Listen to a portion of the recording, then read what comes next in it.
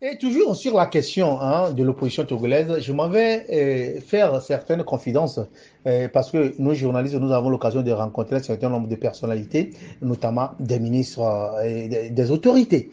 Et cette confidence vient d'un ministre important du gouvernement qui, pendant que Agbome Kodjo essayait de revendiquer la victoire, disait que voilà, c'est lui qui a gagné et qu'il vilipendait Jean-Pierre Fabre, j'ai posé la question à savoir, mais qu'est-ce qui s'est passé entre-temps quand le PNP avait engagé les hostilités en 2010, en août, en août 2017, 2018, pour demander le départ de Faure Gnassingbé.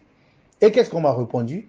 On m'a dit, et avec respect, la personne, le ministre en question m'a dit avec respect que c'est Jean-Pierre Fabre qui a été le plus constant et le plus redoutable dans ces moments où on tentait d'amener l'opposition à faire des compromis ou à se compromettre, à faire des compromissions, si je peux l'appeler ainsi.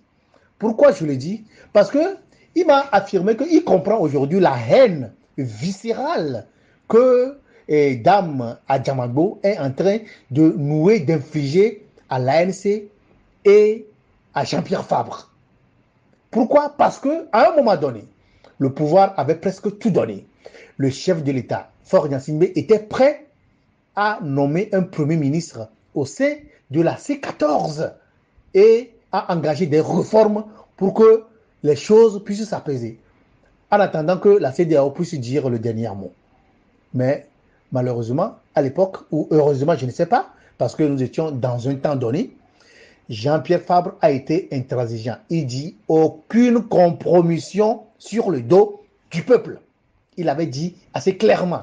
Et il a empêché, il a refusé qu'on puisse nommer un premier ministre au sein de la coalition pour aller avec Faure Gnassingbé à des élections qui seront législatives, locales et présidentielles. Et voilà pourquoi la dame Adjamagbo, qui était la coordinatrice de la C14 et qui, si on devait choisir un premier ministre, c'était elle qui devait être choisie parce que c'est elle qui coordonnait, c'est elle qui était la vedette, c'est elle, à elle qu'on avait confié une certaine responsabilité de pouvoir diriger parce que femme, genre oblige, c'est parce que Jean-Pierre Fabre l'a fait rater ce poste de premier ministre. J'ai discuté avec elle dans des moments que je ne vais pas préciser. Et je lui ai demandé, je lui ai posé la question à Diamando. Avec la situation qui actuellement accule le pouvoir, je pense que très bientôt, et vous allez être nommé Premier ministre. Avec une certaine fierté, elle m'a dit, ah, bien entendu, hein, ça c'est évident. Mais je pense qu'on en aura encore beaucoup plus ou beaucoup mieux. Cela veut dire qu'elle ne vise pas seulement que le Premier ministre, mais elle vise aussi la présidence de la République. Parce qu'étant donné, à un moment donné, qu'elle a pensé que Faure était totalement secoué et puis il n'avait plus rien à donner, il devait démissionner ou bien les manifestations devaient l'emporter, elle était dans la posture de présidente de la République. Donc pour elle, c'est Jean-Pierre Fabre qui est venu mettre, comme le disent les Ivoiriens, du sable dans son attiquet.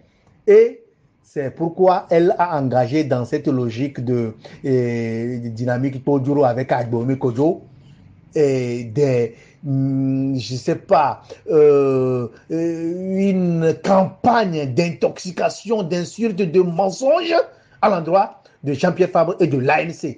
Et c'est ce qui a neutralisé, tué l'opposition actuelle.